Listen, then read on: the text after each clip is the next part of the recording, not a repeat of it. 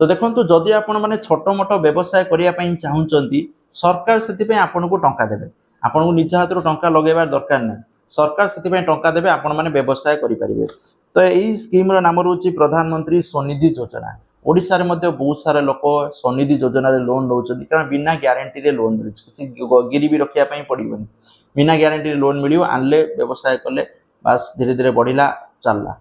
तेणु जो एक्चुअली चाहूँगी व्यवसाय करने से बहुत खुशी खबर पीएम स्वनिधि योजना आपण मैंने आवेदन करेंगे।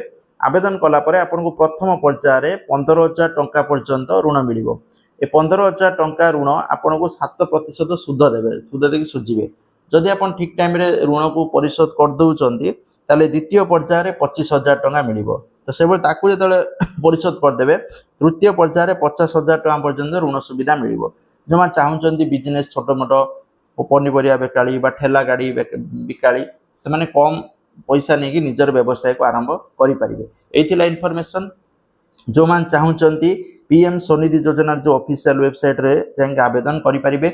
ओडिशा रे मध्य बहुत सारा लोक ये आवेदन करके निज व्यवसाय को चलई जबकि ओडिशा सरकार एने घोषणा कर जो चाहूँगी आवेदन करके आज निजर व्यवसाय को आरंभ करेंगे। Thank you. जय जगन्नाथ।